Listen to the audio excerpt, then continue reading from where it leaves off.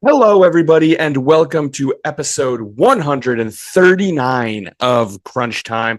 I am going to be your host for today's episode. I am Tanner Dislin, and as always, I am joined by Sam Godsey, and we are the N32620. And I am so damn happy today, Sam, because I can say with full confidence, we're back. We're so back, Tanner. College football has arrived. The best time of the year is here.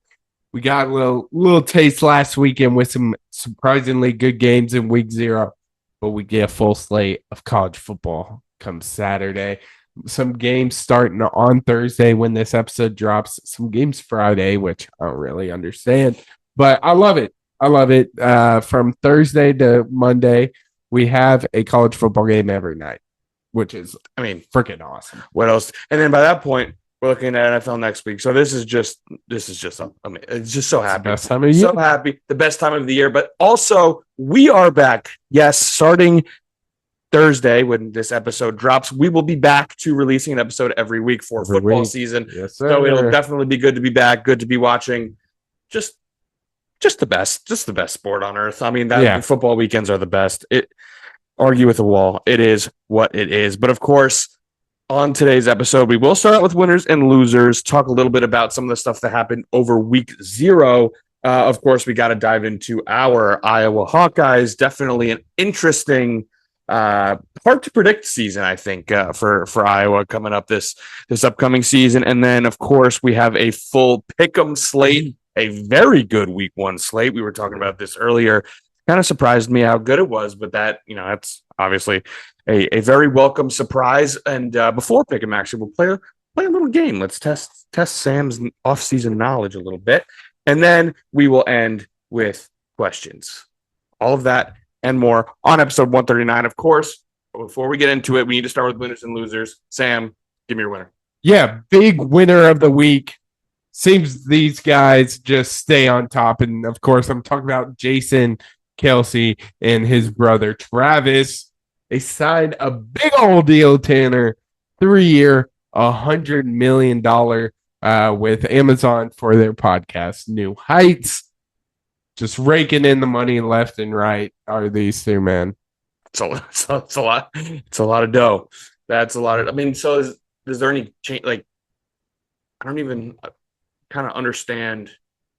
Just because it's not a TV show, so it's like not, streaming on Amazon. I'm sure they will have their episodes streaming on Amazon Prime Video, but I assume you can still listen to it on Spotify, Apple Podcasts, yeah, all that stuff. You think, right? So, I guess Amazon just wants their name next to the Kelce Brothers. I think that's it. It's got to be what it is. But yeah, Spotify gets all of the big ones. It seems like so. Amazon, I guess. Yeah, right. Finally got it, right? Raking in the dough. Those two are hard to be more on top of the world right now than the Kelce Brothers. Yeah, they're doing all right for themselves. Has anything bad happened to publicly? I guess Jason lost the Super Bowl. Yeah, way back when he was a nobody, Travis Kelce got kicked off Cincinnati. Yeah. But he was a nobody back then. Yeah, since in the past since then. Years, everything's coming up Kelce. Yeah. And I said, Jason lost the Super Bowl. Obviously, his brother won the Super Bowl. So kind of a wash there. And then winning the Super Bowl again, obviously. Is one of them dating anybody big? I don't know. Oh, yeah. Jason's married to Kylie Kelce. There you go. Yeah, like you said, all things coming up Kelce at the moment. So what's another? What is it? 120 million? 100 plus mil. The official deals haven't 100 plus million. Why not?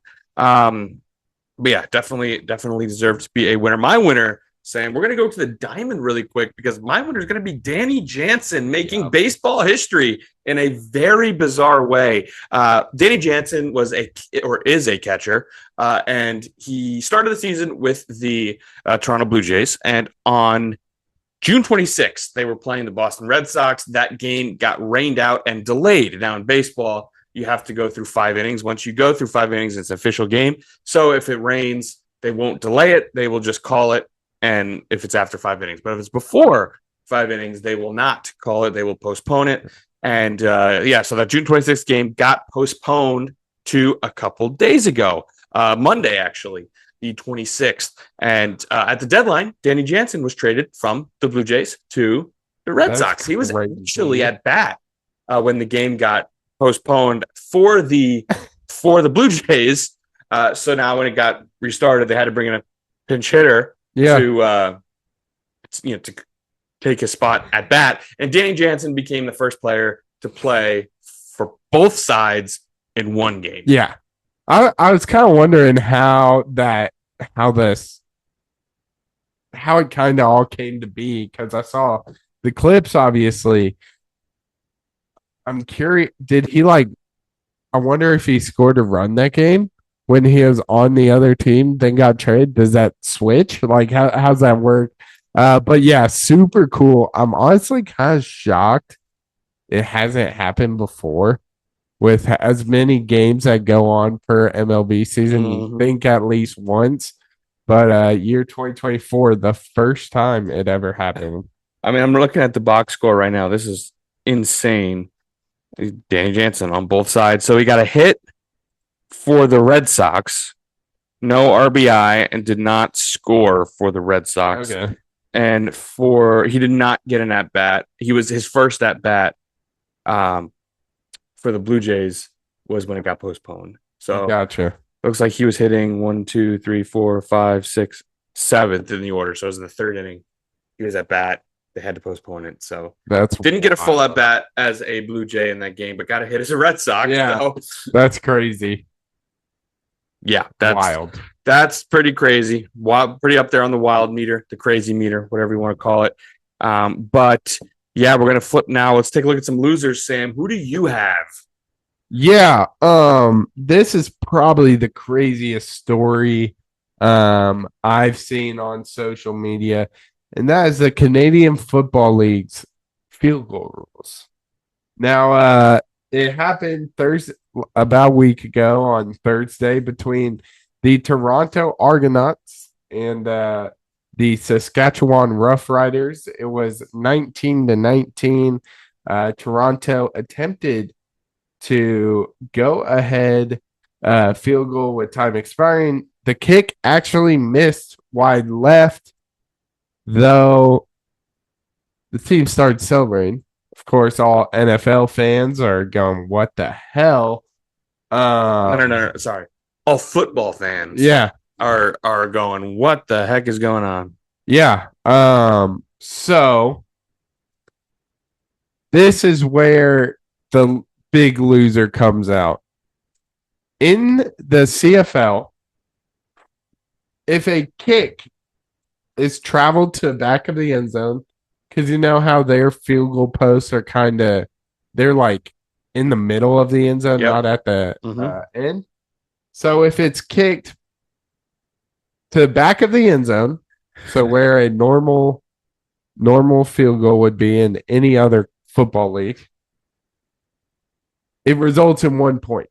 That's awful. So a missed field goal, you could still win. The Argonauts obviously had that and was awarded 1 point with a victory of 20-19.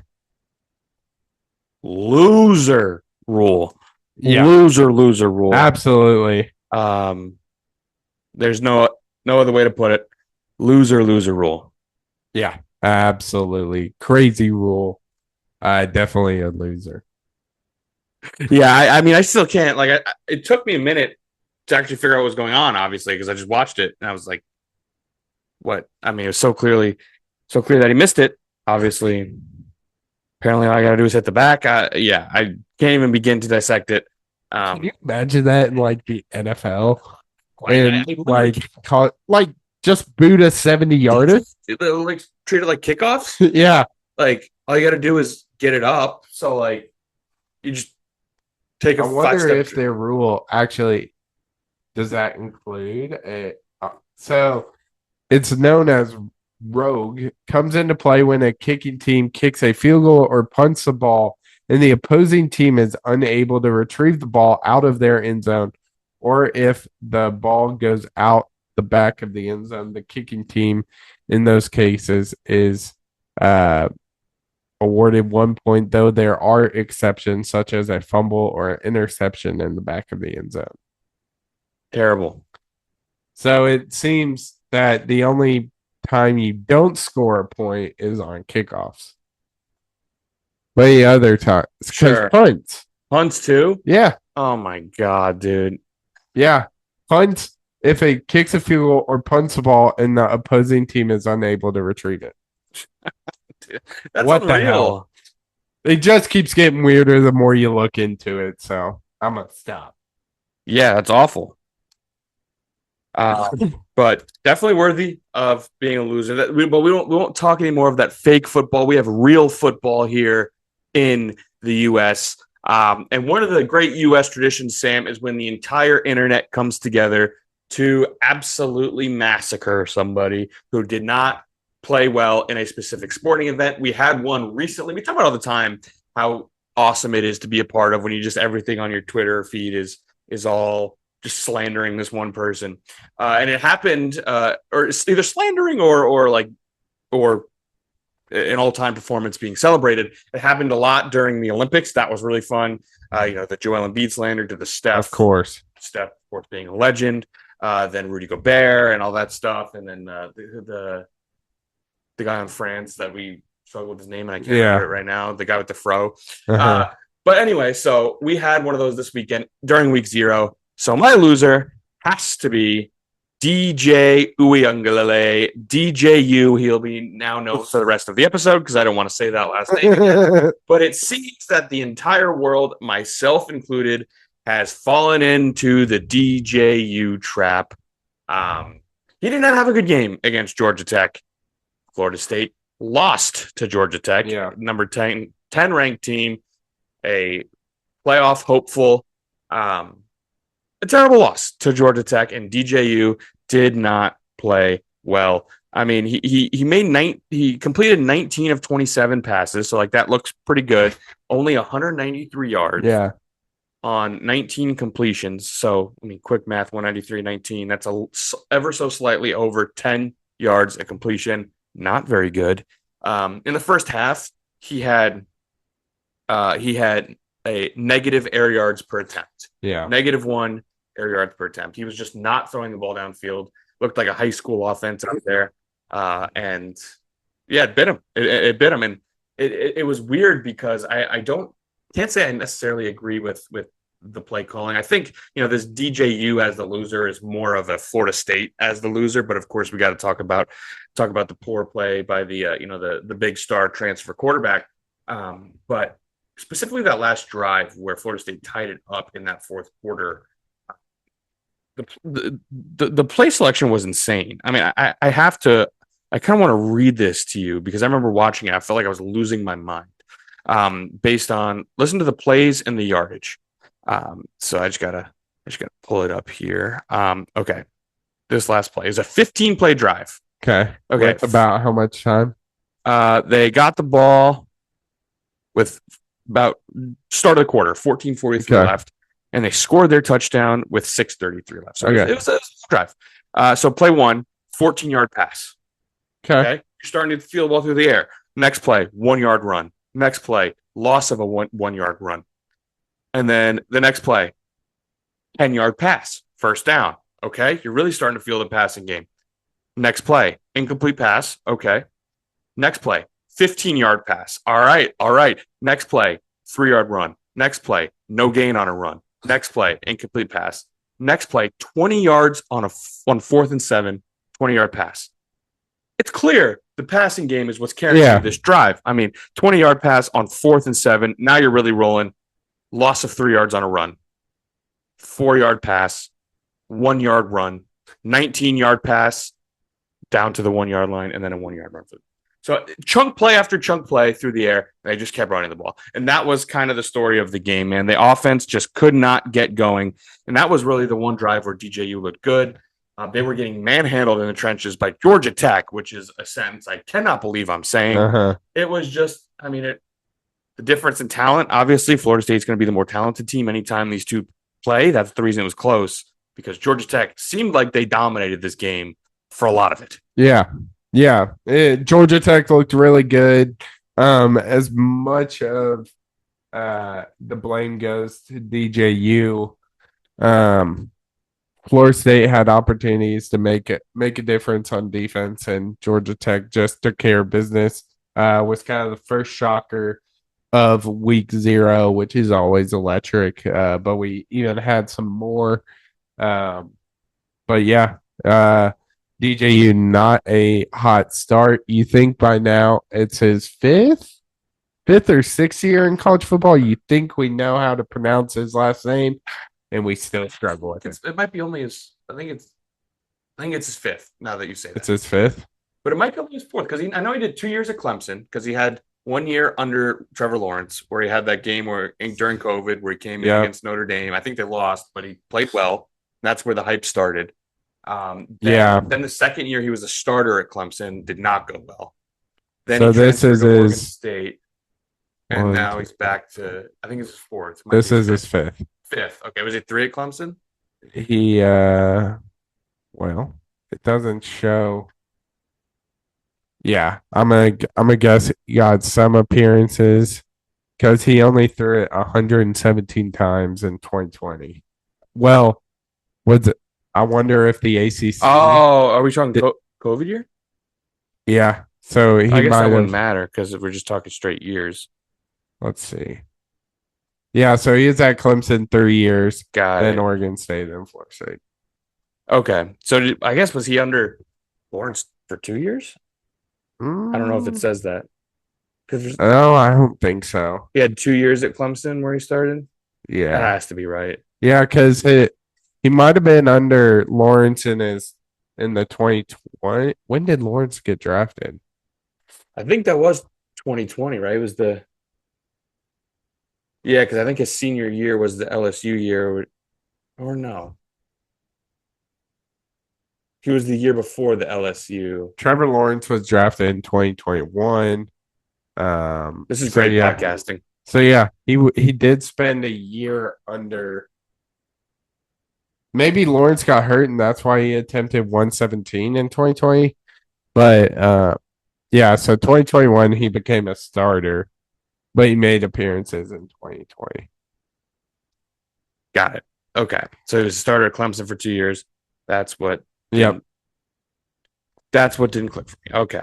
But yeah, so bringing it back to Florida State, a brutal look. And then obviously when you have the offseason Florida State had after, I mean, I'm going to say it like, again, we talked about on this podcast. I think the committee made the right decision.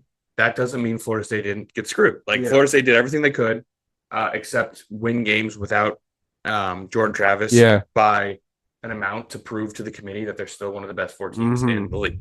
And it sucks, but it was an unprecedented situation. And so all of that being said, he brought in the star transfer quarterback after your longtime quarterback leaves, your top 10, your conference isn't really all that good. Expanded playoff, you're thinking maybe this can be our year to get what we deserve. Yeah. All offseason of we deserved it, and we didn't get it. And then you come out and you lose week 1 to Georgia Tech. Yep. You get manhandled. And put salt in the wounds. Kirk Herbstreit may have been the world's #1 in charge against. What a troll. Against Florida State. Not like saying that the committee got it right. That Florida State, unfortunately, didn't do enough without Jordan Travis. Well, after this loss, he tweeted, "Man, tough loss for the Noles over in Ireland to a good Georgia Tech team. The good news is with the 12-team playoff, there's still plenty of opportunities to climb back into the bracket, regroup, and keep battling." Yeah. Yeah. Not great. Yeah, it's a long week for Noles fans. So that's my loser and our recap of the Georgia Tech Florida State game. Yeah. But before we get into Iowa season, I got a little game here, Sam. Okay. It's an easy game. I got 12 names here. They're all quarterbacks. All right. All I'm going to do is I'm going to read you the name. And I will tell you they transferred. They transferred this past season. I got 12 names going from easy to hard. Okay. They transferred. I will tell you where they transferred from You have to tell me where they transferred to. Let's do it. I will tell you, I did not put DJU on this list because we just talked to him. So DJU is covered. We'll start easy. Dillon Gabriel transferred from Oklahoma to Oregon. Yes. All right. Got one. Next one. Will Howard transferred from Kansas State to Ohio State. Ohio State. 2 for 2. Riley Leonard transferred from Duke to Notre Dame. Notre Dame. 3 for 3. Cam Ward, quarterback from Washington State to Miami. 4 for 4. I like this. We're going to stick with the Miami theme. Tyler Van Dyke, Wisconsin. From Miami to Wisconsin. That is 5 for 5. Let's get it. Kyle McCord from Ohio State to Syracuse. That is 6 for 6. I have a feeling you'll get this one. Number 7, KJ Jefferson. Ooh. Arkansas to UCF. That is 7 for 7. Now we're getting into some of the tougher ones. Number 8, quarterback for Texas A&M last year, Max Jansen. He started 8 games for Texas A&M. Obviously, we know they had a tough season. Fired Jimbo Fisher halfway through. Where did Max Johnson go? Is he at Mississippi State? It is not Mississippi State. I'll give you one more guess. Max Jansen. I will tell you it's Power 4, so that'll limit it a little bit.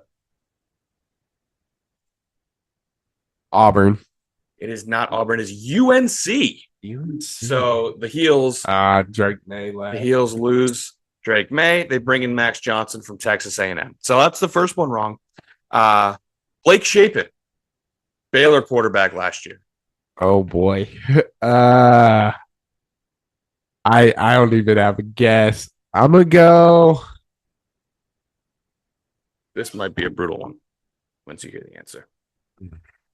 Blake Shapen. That's Missouri. Mississippi State. Oh, you were off. Brutal. One. That's brutal. That is a little brutal. But sticking with Mississippi State, Will Rogers. Washington. Got it. I didn't know that one. All right. And these last two are the two hardest ones. Okay. We'll start with TJ Finley. Remember him? Was at Western LSU, Kentucky. And LSU and Auburn. Yes, sir. Went to Texas State last year, to Western Kentucky this year. And the last one, Malik Murphy. Remember Malik Murphy? And I know where he's at. Where is he? He's a Duke Blue Devil. He's a Duke Blue Devil. That's a pretty good job right there. I think that's sir. 10 out of 12. Yeah. I think that's 10 out of 12 with Blake Shapen. And Max Johnson. I'll take that. 10 for 12. That's pretty good. Thank you. Well done. So yeah, that was our transfer portal recap. A lot of new faces. Yeah. A lot. Same faces, new places. Yeah. Same. Yeah. It's going to be interesting to see how these guys play. Who knows? But I'll put you on the spot. Who do you think out of all of those, who do you think is going to have the best year? Ooh. I mean, I say other than Dillon Gabriel. Outside of Dillon Gabriel, right? I mean, it's a tough question. I mean, I really like Malik Murphy.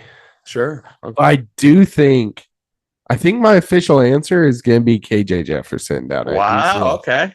Obviously, Gus Malzahn there you go. has worked with a quarterback such as KJ Jefferson and Cam Newton. What makes it not going to work? We'll see. But that I do like that fit down there. But I mean, Big 12 football. Another one I really like is Van Dyke at Wisconsin. Oh yeah, they finally get a quarterback that can throw for more than 5 yards. That's gonna be huge. Because they're probably gonna have one of the best running backs in the country. So it's gonna be interesting. But those are kind of my main ones. But I think KJ Jefferson's gonna be who we see kind of take it off. Wisconsin is a really interesting case because, as you mentioned, they'll probably have one of the best running backs. We talk about Wisconsin being the better Iowa. They're just better at running the ball and playing defense than Iowa is and has been for the past couple of years now. But Luke Fickell doesn't like to run the ball very much. Yeah. So that's also you know how those two things work against each other could be very interesting. Yeah. Very interesting. Obviously, Tanner Mordecai, who was there last year, was not the answer for the air raid. Did not have a great year. Wisconsin kind of struggled overall. But yeah, man, that was our portal quarterback recap. All of those are looking to have better years than maybe a transfer quarterback last year who played a few games and caused his head coach to be suspended. So we're going to transition to Iowa. Obviously, we are Iowa fans, as we have done the past couple of years. Yeah, breaking news. Breaking news. As we have done the past couple of years, we will do a little season preview for Iowa. And of course, we have to start with the fact that head coach Kirk Ferentz will not be on the sidelines for week 1 due to a recruiting violation regarding transfer quarterback Cade McNamara. Yeah. This was kind of shocking. Kirk Ferentz has always been kind of the clean cut, do it through by the rules. Recruit and develop. Yeah, recruit and develop. That's his bread and butter, and he has been very, very good at it. No one's gonna argue that. But just knowing that the first time he kind of gets that big recruit, of course it's a violation. But interesting stat from David Eichel. This is a first Iowa Hawkeye game not coached by Hayden Fry or Kirk Ferentz since November 25th, 1978 at Michigan State. That's insanity. That is insane. Yeah. That is absolutely unbelievable. That's 78, so what? That's 26 years or 26. 46 years? Yeah. It's pretty freaking crazy. Dude, that is nuts. Yeah. That is and I mean when I first saw this, I was like, y'all know my opinions on Cade McNamara. I think he was massively overrated at Michigan. We got him for a couple games, like he said. He had a 51% completion rate, 505 yards, 4 touchdowns, 3 interceptions. Was that really worth a recruiting violation? Obviously, it's not super serious. I mean, 1 game suspension.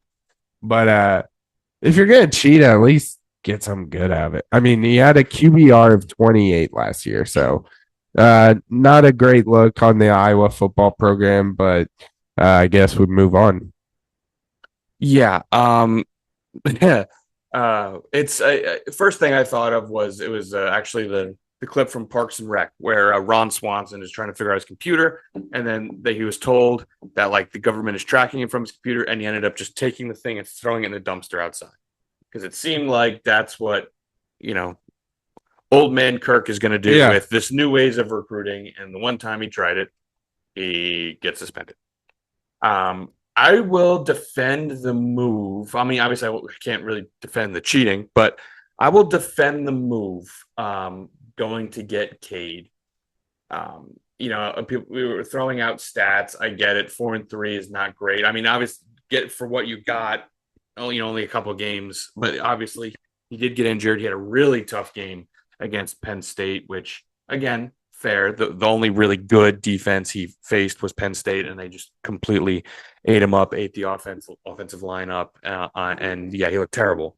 So I get all that, but like watching some of those games back, which I have recently, it's just night and day him compared to Deacon Hill, man. Yeah. Like the dude could throw the ball. Now, obviously, I don't know what his situation is like coming into this season. We all saw the clips on Twitter. We talked about it last episode. Some of that can be pretty scary.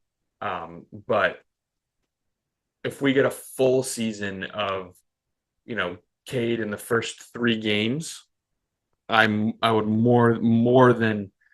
I would be more than happy to sign up for that. And every game this year obviously won't be against the Penn State defense.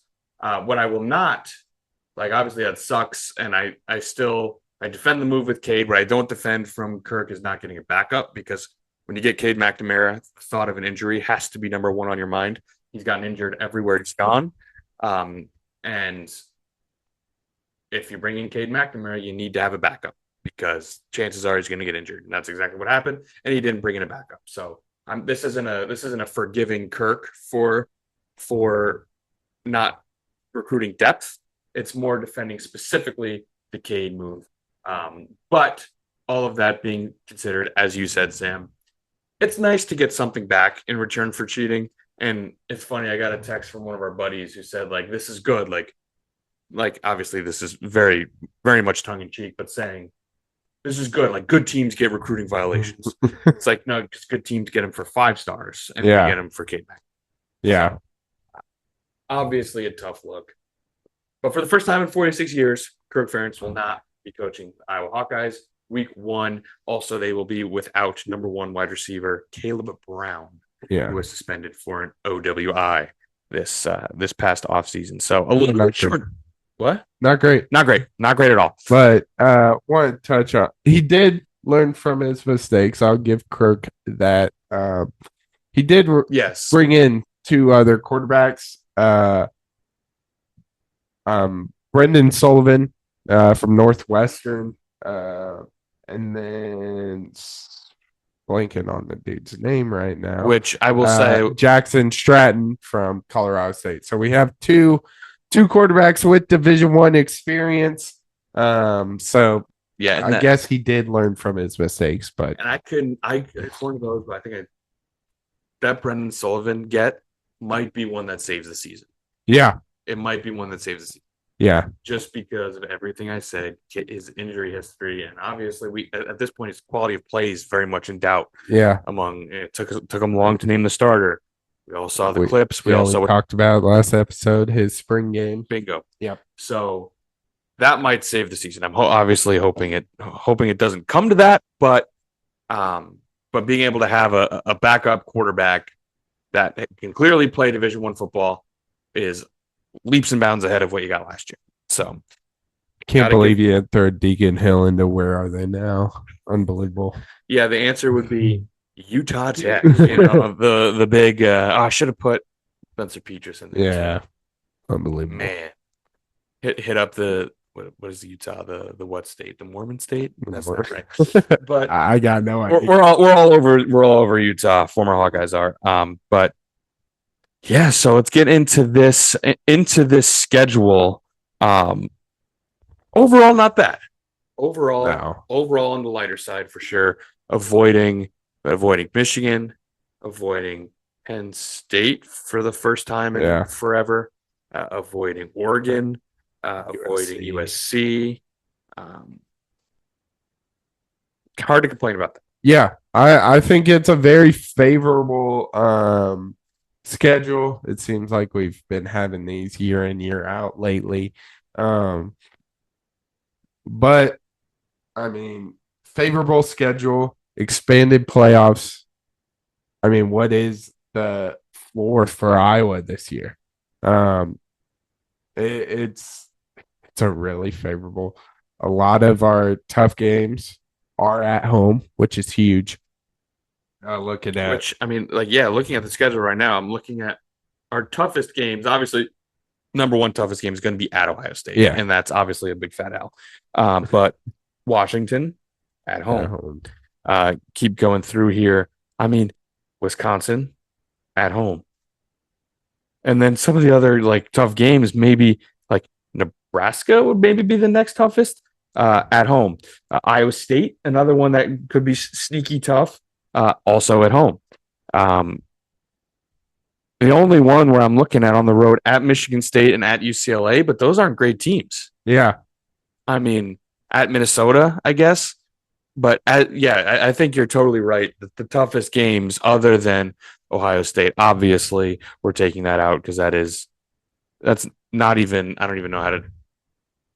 it's not it's an auto L is what it is. It's they're calling it what it is. So all right. I mean, looking at this, are there any other games that stick out to you that we haven't mentioned?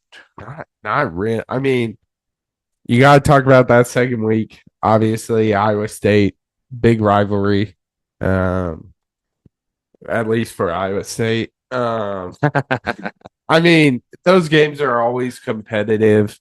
I mean, last time I was at Kinnick, I lost. Yeah. Unfortunately, was at that game. But obviously, you got to talk about that one when talking about Iowa because it can. I think this year, Iowa State's got some talent behind them. Got a good running back over there and good quarterback.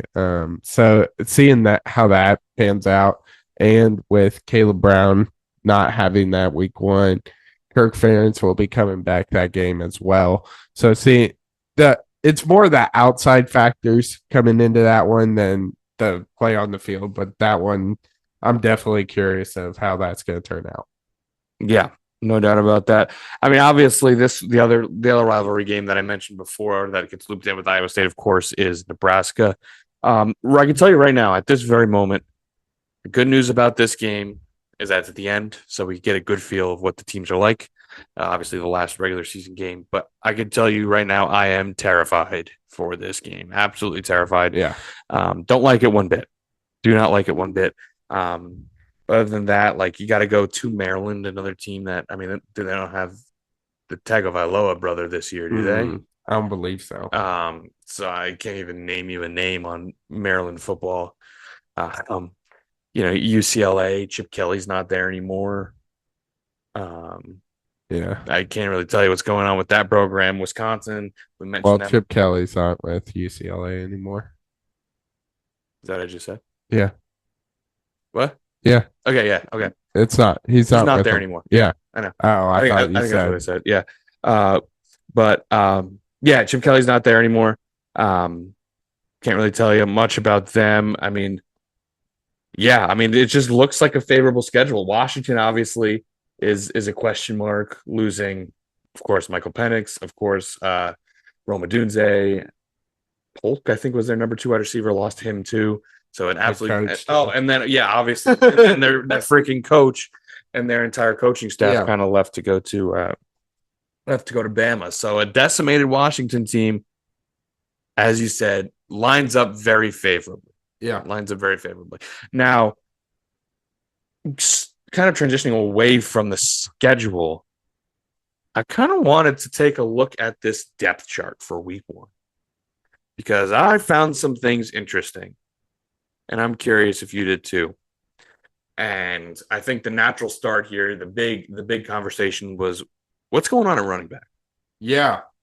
That's obviously the first thing that popped up at me.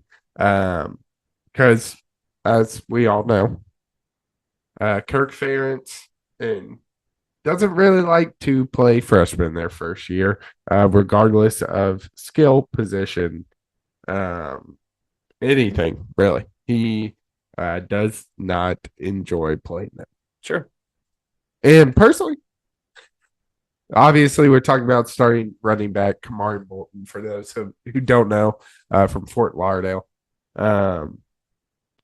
I was shocked because we've seen Caleb Jansen and LaShawn Williams be the only semi-bright light last year in that offense. I mean, we saw Caleb Jansen perform well, and I mean, it's just unheard of at Iowa having a freshman over underclassmen. You never hear that. I mean, Xavier Wampa was a 5-star coming into Iowa program. He was playing special teams his first year. That's about the only time I can think of that a freshman didn't really start. But that's obviously the first thing that popped out. Yeah, I mean, it seems like if you remember all those years ago, Caleb Jansen was the freshman and he didn't start and he had a great year. Yeah. And then bam, he was the starter. We were like, awesome. We get Caleb Jansen back. And then last year he's expected to be the starter as a sophomore. LaShawn Williams is a starter. And we're like, what the heck is going on? Why don't they give the ball to Caleb Johnson? And then he got some carries. Him and LaShawn did, and they both had good seasons. So we're like, all right, we got this awesome two-headed monster, and a name that hasn't even been mentioned yet, who actually had a pretty good season last year, Jeswin Patterson. Yeah. Where is he? Yeah. I mean, I don't see him anywhere. I literally just had to Google to make sure I didn't miss that he like graduated or transferred or anything. I don't see that. So like, yeah, he's not even. And then Kamari Moulton is the starter. So it seems like every year when we're getting ready to like, all right, this is going to be Caleb Johnson's year to really, solidify himself as the top back. He never is, and I just don't. Obviously, maybe Kamari Moulton has just been that good, and it would be awesome if he is. But I mean, even last year when you were splitting time with LaShawn Williams, so again, LaShawn had a great year. So did Caleb Johnson. He was very impressive last year. So I don't really know why he keeps getting moved down, but it'll be interesting to see what's going on there. Obviously, we've beat the quarterback depth chart to, we've beat the dead horse so many times. Wide receiver, obviously, without Caleb Brown, it's a little bit of an issue. Yeah, a little bit of an issue. I mean, Seth Anderson had some bright spots last year. Looks like he's sliding in second on the depth chart. Caden Wetjen, I remember he returned some last year. Don't remember many reps at wide receiver. Jacob Gill, do you remember him at wide receiver at all? He was a transfer. He was at Northwestern last year. He was at Northwestern last year. That would be why. Like, I'm just Jarrett Bowie. Yeah, freshman.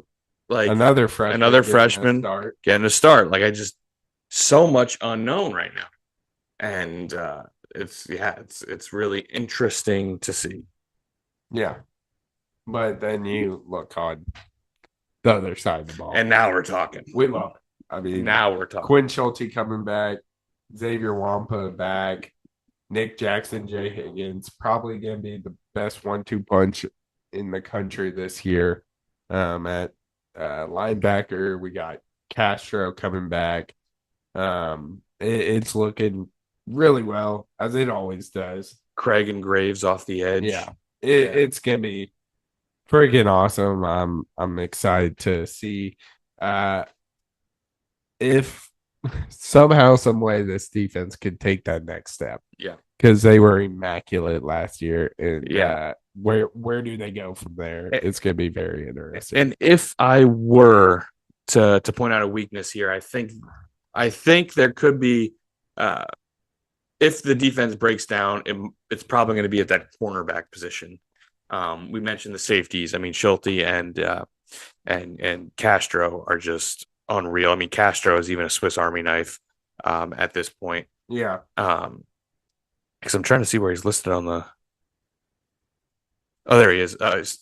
See, he's listed as Cash. Yeah. I'm gonna be honest here. I'd never seen that on. Me neither. But him and Schulte basically play that safety role. I think so.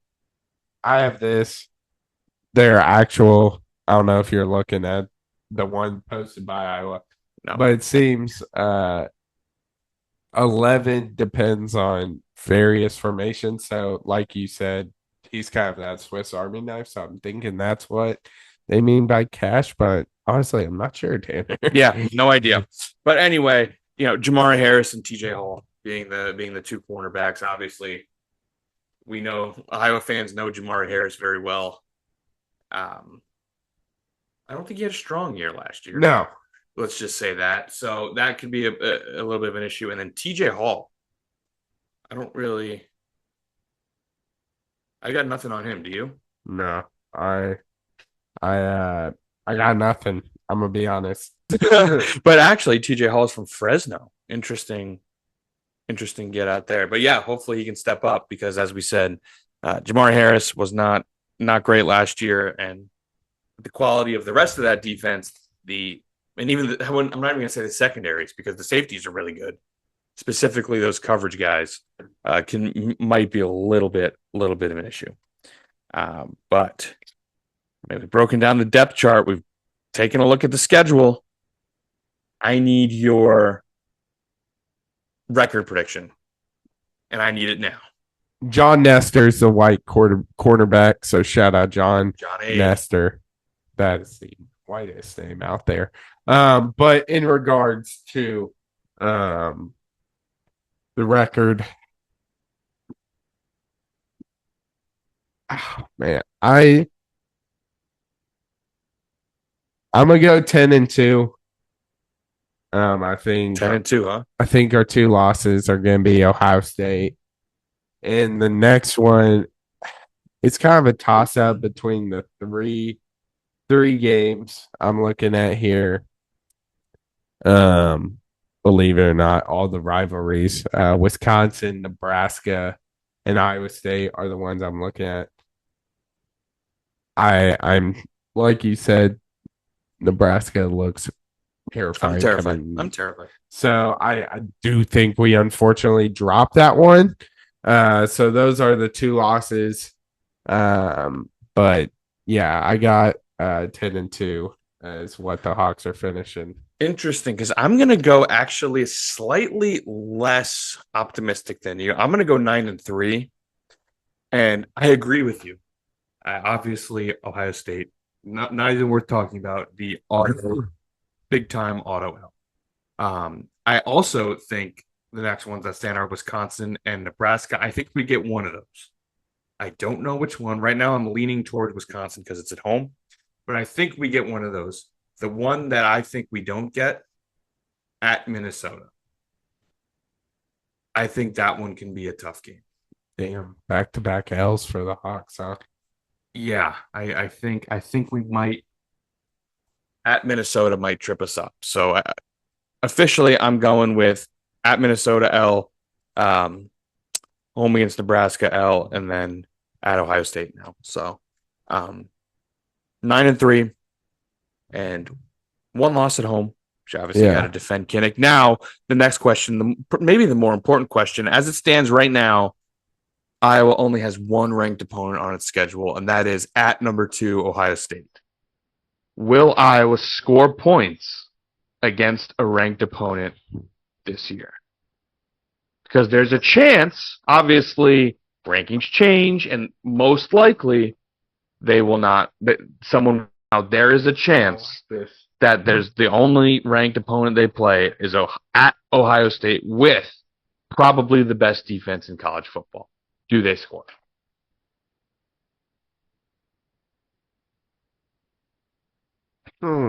That is a interesting question there, Tanner. Because we've all seen what we saw last year. With, not a single point. With Utah Tech starting quarterback. And while you're gathering your thoughts here, so last year, not a single point. The opportunities were against number 17 Tennessee, 35-0 in the bowl game. Against number 1 Michigan, 26-0 in the Big Ten championship game. Then you got to go back to Penn State, 31-0 in that game, and I believe that was it. So 31-0, 26-0, 35-0. Quick math: 35-31, 66, 26, 92, 92-0. It's pretty good. You know what? I think we do. You think we do? I think we do.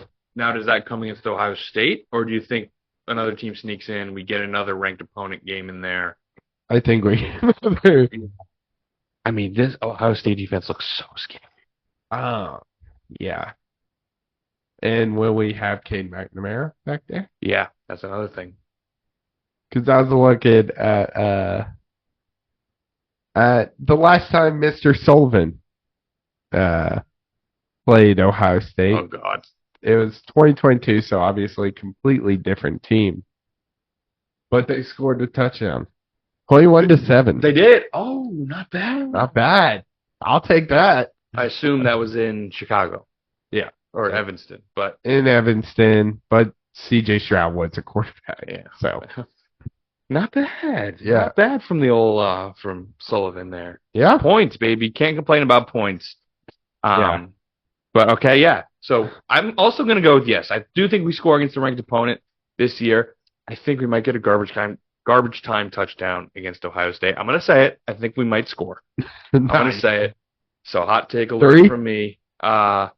Oh, that's right. I'm thinking, in my mind, how are we going to get in the end zone? We don't even need that. We just need 3, and we've broken it. Dude, only if we had CFL rules, man. We could have gotten a point out of the back of the end zone.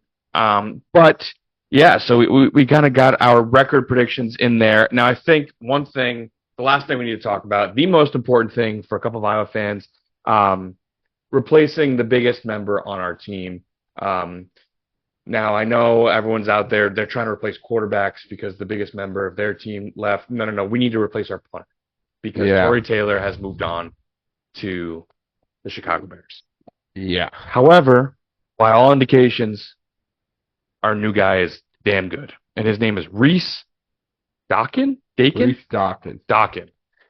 And the way you spell Reese is RHYS, which plus aura there. I think that's better than REESE. But so it looks like the punting game will be in good hands. Yeah. From what I've seen, he's an absolute dog. Believe it or not. He is from Pro Kick Australia. Guess who also went there? Mr. Tory Taylor. So, I mean, he's gonna beat the shit out of the ball. That defense is definitely not what I'm worried about. It's definitely ain't what I'm worried about. The special teams ain't what I'm worried about. Never has been, and in our lifetime, never will be. Drew Stevens had a fine year last year as the place kicker. I expect nothing different from him. So, yeah, dude, I'm overall excited. It's football's back, a new year of Iowa football. By all indications, mainly because it can't get worse. The offense should be at least better. No chance in hell I'm going to say good. Yeah. But they should be better, and it should be a season that maybe doesn't have us bang our head against the wall 86,000 times. I think when it really set in for me last year, I know this is a lot about Iowa, but forgive us. But it really set in for me last year. Yeah, right. Really, it set in for me last year that I was so disheartened from the team. Was the Wrigley Field game.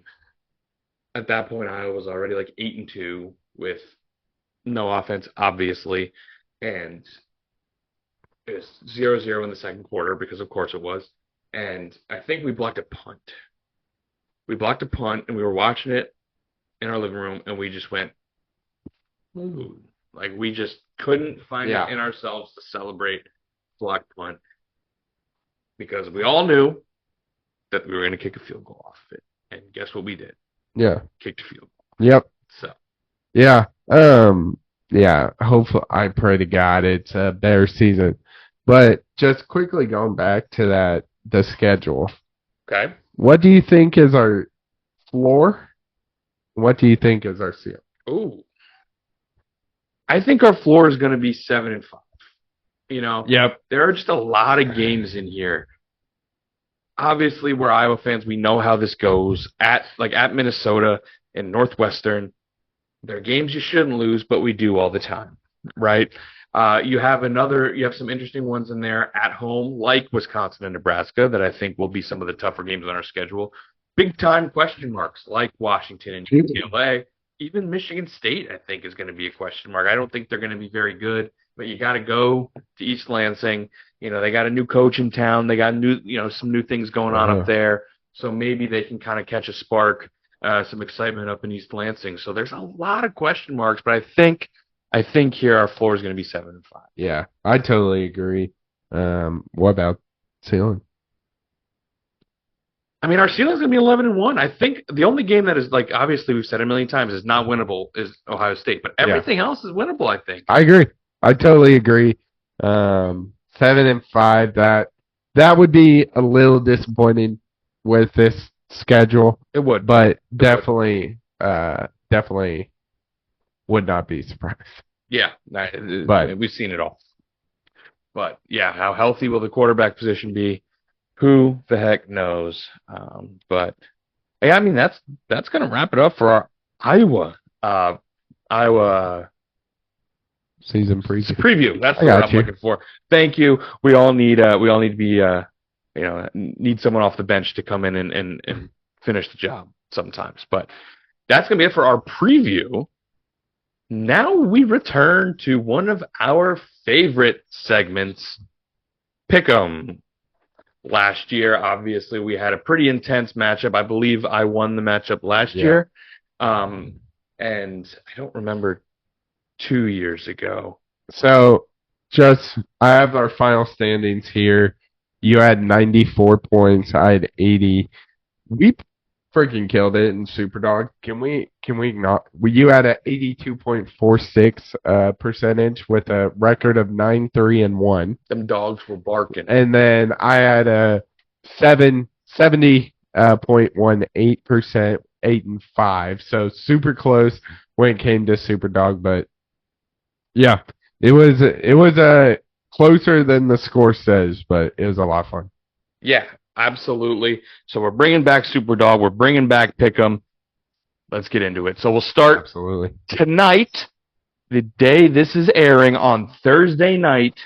We have UNC at Minnesota. The Heels are 1.5-point favorites. Obviously, as we covered earlier, Max Jansen, new quarterback at UNC from Texas A&M. Sam, who do you have winning this game? Yeah, give me UNC, man. I really liked what Mac Johnson was doing at A&M. I think he kind of got the short end of the stick, honestly. So give me UNC. Not so fast, my friend. First pick, not first fast. We're starting off hot because I think this might be a theme for me next year. I might be higher on Minnesota than the average person. Obviously, I think that game is a tricky one for Iowa, and I think they might be able to handle UNC here.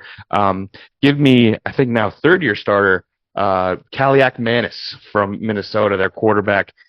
Looked okay at times last year, and obviously PJ Fleck, head coach.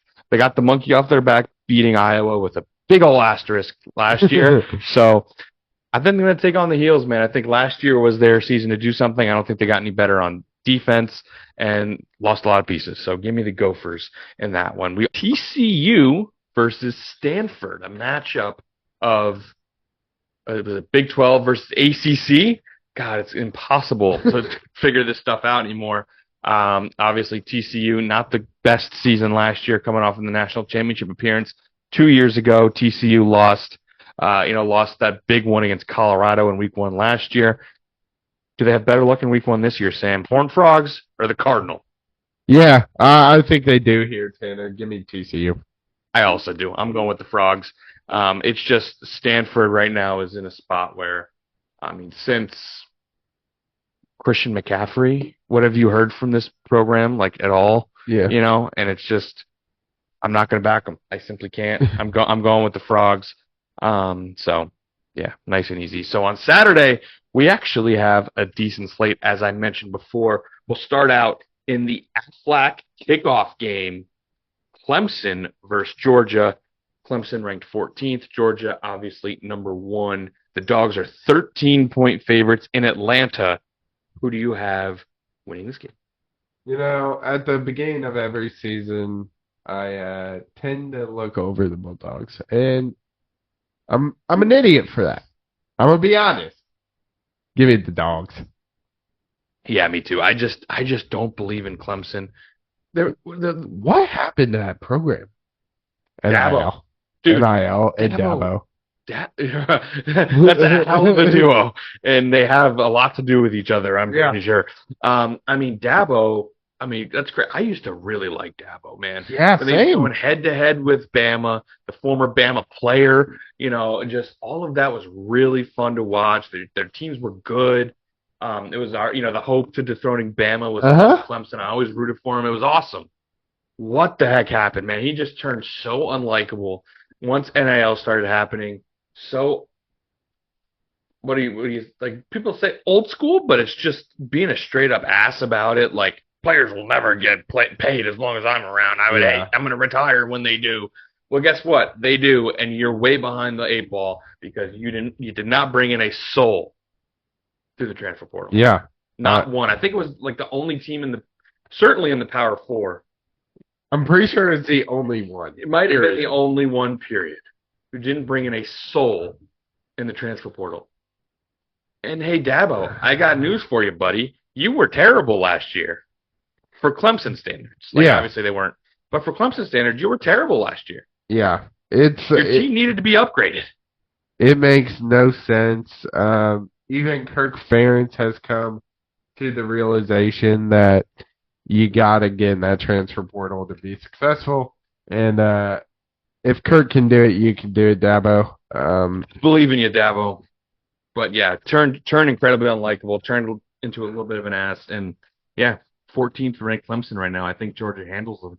Yeah. Not going to overthink this. Dogs over the Cats there. Yeah. So then, yeah, our next game also at noon Eastern on that Saturday, a game I am very excited for. Yeah. Number 8, Penn State going to Morgantown, taking on the Mountaineers. The Nittanies are 9-point favorites, Sam. What do you got in this one? Is this a rivalry? Pitt in West Virginia is the rivalry. There we go. Okay. I was like, there's something. Yeah. So, I mean, do they play week 2? If I guess hate week? I assume so. You know, I think Penn State is massively overrated coming into this season. They have a quarterback, Drew Aller. 5-star going in to last year, and boy, was he awful. Yeah, not good. Oh, they play week 3, by the way. Just an update. Week 3. Pitt in West Virginia. Morgantown. Tough place to play. Sure is. This could be a season-changing game in week 1. Give me the Mountaineers. You got it. Give me the Mountaineers. You got it. Oh, man, I love it. I love it. Go with the Mountaineers, baby. Sam, it is very funny because I agree with everything you said. I think Penn State might be a little overrated. I mean, I think that defense is nasty. They did lose Manny Diaz, though.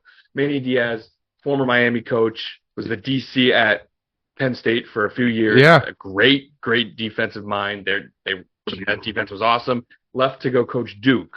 So now, they lose their DC, but I do think they lose Chop Robinson to the draft. But that defense will be good. I'm just not, from what I saw last year, man. I agree with you. I'm not a Drew Aller guy. I don't believe in him. I agree with everything you said. Give me Penn State. I think that defense is just too nasty. West Virginia will struggle to score. I think West Virginia covers the 9. So give me West Virginia to cover, but I think Penn State wins that game in a close one, low scoring. I think the Big Ten play style wins out here, and that's why Penn State the edge in this Big Ten, Big 12 matchup there. But that's going to be. As I said, I am incredibly excited for that game, and it's my sneaky game of the week there. But another one, we got the new look Hurricanes, Cam Ward under center, as we covered earlier, going to Gainesville, staying in state. Miami versus Florida. I feel like that's not a matchup you see too often, with Miami and Florida State being the big rivalry and down there. So this one's interesting. The Canes are 2.5-point favorites. The Canes are ranked 19th in the nation. Canes or Gators? Give me the Canes, man. With that new quarterback, Cam Ward was an absolute dog at Washington State. I expect him numbers to just go up. And I really don't like Graham Mertz. He is still at Florida, which is unbelievable. So give me Miami. I just like their quarterback. Trust their quarterback more to make big time plays in this game. Give me Graham Mertz, baby. Disgusting. I'm going with the Gators. I know. I'm not that big of a Graham Mertz person. I think he had a better year last year than I expected. Because I was with you. He was terrible at Wisconsin. I see him transfer into Florida, and I'm like, what the heck are they doing? I think he was better than I thought. But I think this is going to be more of a Miami thing. I think they're going to struggle here. I think Cam Ward's first game, he's not going to quite have that comfortability in the offense. And I think, in Gainesville, I think Miami, obviously, these past few years haven't really been that good. They play in an NFL stadium. They play in Hard Rock. So obviously the ACC has cool, really big time environments all the time, so it's not like new to them. But I think going to Gainesville, man, going to that SEC, going to Florida, they're going to be rocking. I think Florida believes that they'll be pretty good, even though that schedule is brutal. Yeah. But I think the Gators get a win here before they go into a gauntlet, and I think have a pretty tough season for the rest of the season. But I like the Gators in this one. Yeah. Cover that 2.5 and obviously win. And then the headliner on Saturday is number 7 ranked Notre Dame going to College Station, taking on the Texas A&M Aggies, baby. Two new quarterbacks in this one. What else do you want? Texas A&M bringing in Elko from Duke. Got the new head coach coming in. Notre Dame obviously bringing Riley Leonard from Duke. So new quarterback versus old coach. The headlines are all there. Amazing game. The Aggies are favored by 3. What you got? Give me Notre Dame. I refuse to pick Texas A&M. Hate everything about them. Give me Notre Dame. I'm going with the Domers too. I think they win this game. I personally really liked what Riley Leonard put on tape last year. I also don't like Texas A&M, that cult of a school. I do kind of like Mike Elko though, so that could be. But I just think it's too early for things to click there. I do think that is a good hire, but I think the Domers come in and take care of business. So give me Notre Dame. So then on Sunday, the final game of the Pick'em here, probably the best game of the week. Two teams that last season were absolute carbon copies of each other. They had dynamic dual threat quarterbacks. They had high-powered offenses, and they had defenses that could not tackle a living soul.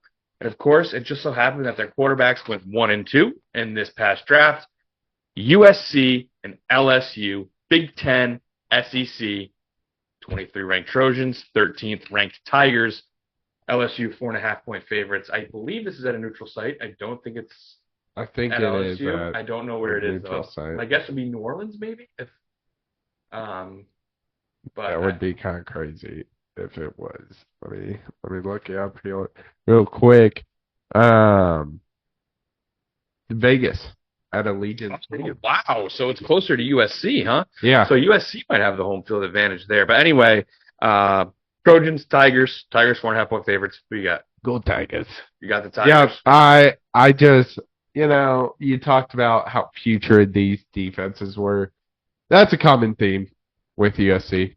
Yes. Not known for great defenses. LSU, kind of the opposite.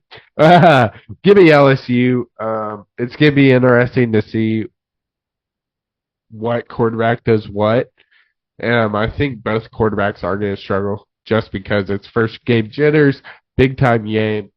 I just think LSU's defense is going to come in more prepared. Give me LSU here. Not so fast, my friend.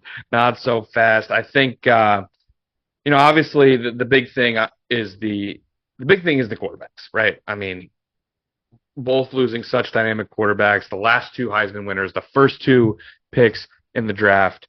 However, Oklahoma got rid of the bad man. They got rid of that defensive coordinator whose name is escaping me. I believe he's at Wisconsin now. He's like a cornerbacks coach at there you go. Wisconsin. But he's gone. Alex Grinch, that's his name. Alex Grinch. Hard to forget that one with the last name like Grinch.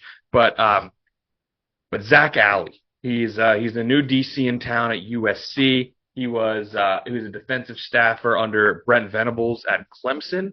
So Clemson, which is kind of funny, Venables went on to coach Oklahoma. His guy Alley went on to coach with Lincoln Riley, the former Oklahoma coach. Funny how things work like that. But he's coming in here. I think the defense will be better. And right now I'm going to put my money on Miller Moss in USC. I think he's a dynamic quarterback, stuck with it through the Caleb Williams years, kind of stayed, knew his time was coming, didn't transfer out. So I'm going to go with the Trojans starting off their Big Ten campaign with a huge win against the Tigers.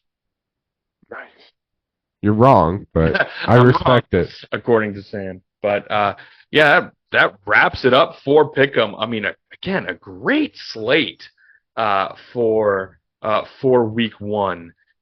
But of course, we have to pick our Superdog because we got 2 valuable points up for grabs with our Superdog. So, Sam, what dog is covering the spread this week?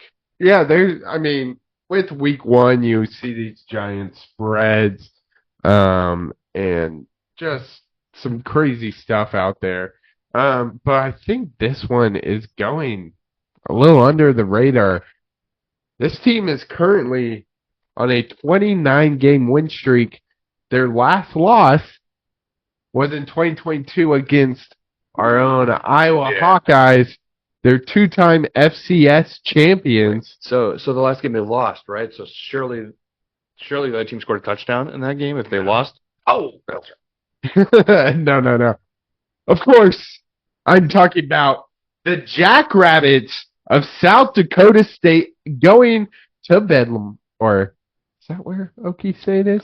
Stillwater. Yeah. Stillwater. I'm taking the Jackrabbits going into Stillwater, shocking the nation, and getting cover that 9.5, maybe even pull out the upset. I like it. I like where your head's at, Sam. We already had an FCS over an FBS in week 0 with Montana State completing an awesome comeback against New Mexico. And I love where your head's at because, look, Sam, I'm staying with that theme. I'm staying near that spread, and I'm staying in that part of the country. I just want you to turn your head upwards and look north a little bit because, of course, when you think of FCS football, you think of North Dakota State. The Bison, man, they have put together a fantastic program in the FCS. NFL talent, you name it, they've done it. And as you mentioned, the crown is kind of down south with South Dakota State right now, but North Dakota State is as good as it gets as an FCS program, and they're taking on Colorado. Of course, the big-time name in college football with Coach Prime. I truly think Colorado might be as toxic of a place there is, right? You know, obviously Coach Prime is going to do his talking. He's got his, obviously his sons are on the team. Travis Hunter is their best player. But he's banning reporters. He's making people transfer because they're not good enough. I just think it's really toxic there. They absolutely crashed and burned at the end of last season. I think they start off 3-0 and went 1-8 in their next or 1-7, whatever it was. They finished 4-8 last year. Yeah, like they absolutely crashed and burned. Almost blew that game to Colorado State. I'm not anywhere on this Buffalo team, and they're getting 10 points. Or this Colorado Buffaloes team, not University of Buffalo. Colorado Buffaloes team here, and they're getting 10 points. Give me the Bison to beat the Buffalo in the battle of the horned animals. Nice. No, I mean we were talking about this off camera. I guess I said to beat. I guess I should say to cover. I don't know if they're going to win. To cover. I'd love for that to win. That would be awesome. Believe it or not, that majority of the time I'm picking them to cover. I hope they actually win. But I mean, we were talking about this off camera. North Dakota State was my Superdog, my second Superdog if you took South Dakota. So obviously I love that pick. I am hoping I pray into the good Lord above that North Dakota State just shuts up. That would be awesome, man. The Colorado, with them falling so hard as they did last year, they were out of the storylines, which was good because you didn't see them everywhere you went. But man, it was just brutal to watch a team that just really was not that good dominate every sort of college football storyline. And then the minute they played a good team, they got absolutely ransacked. Yeah. It does suck though with Colorado, I will say. I wish Travis Hunter was on a different team because he's going to be a Heisman candidate this year, I think.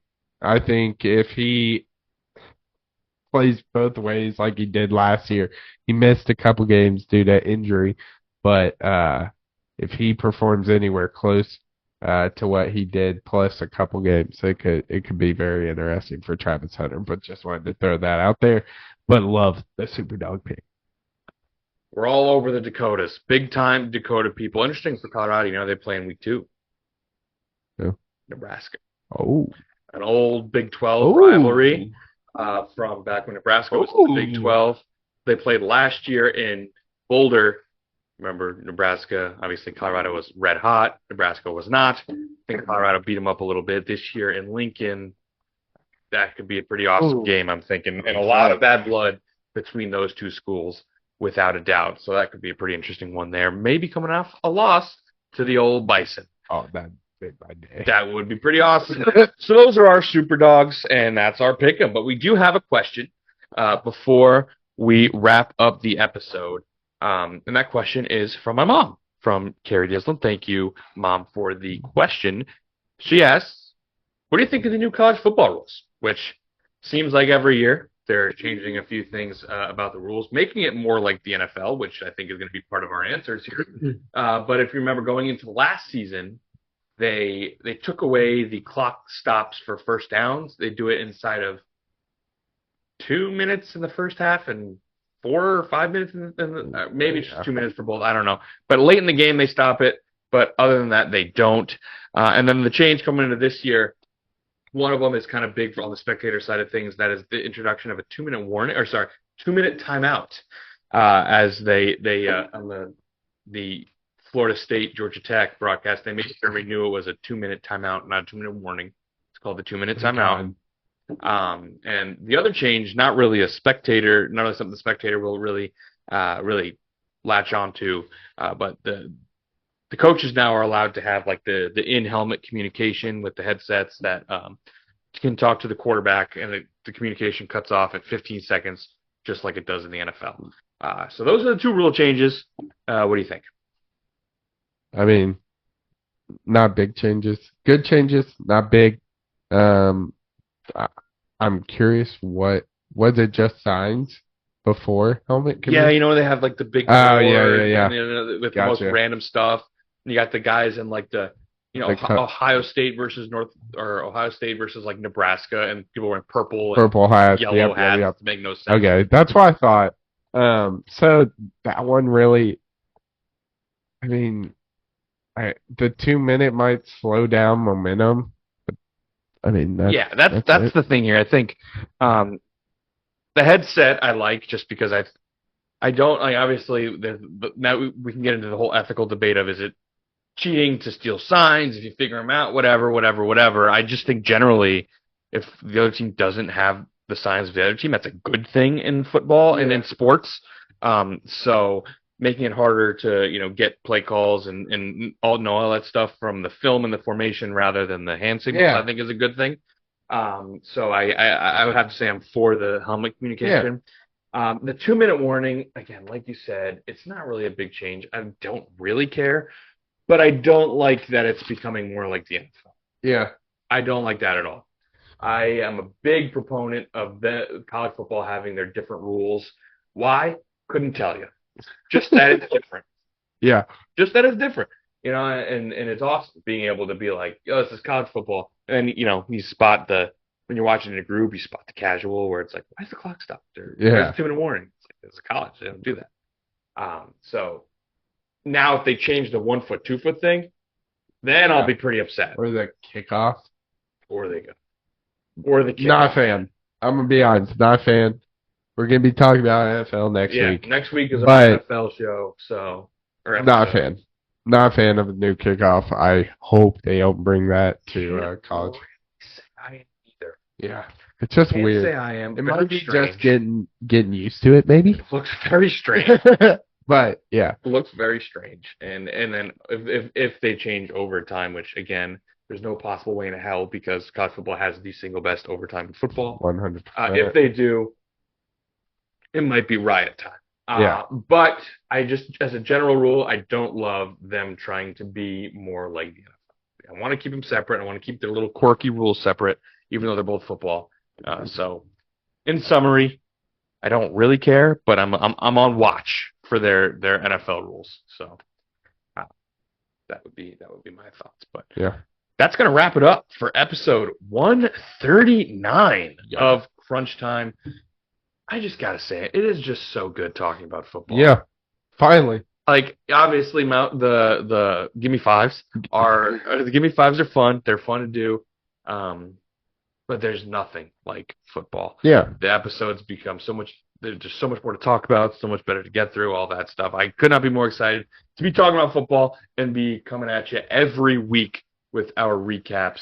So could not be more excited, man. But yeah, that's gonna wrap it up for episode 139. Make sure to like, comment, and subscribe to our YouTube at Crunch Time with the N326 Duo. Follow us on X, TikTok, and Instagram at crunchtime_pod. But the clock has run out on this episode, and we'll see you in the next one on Crunch Time. Yeah.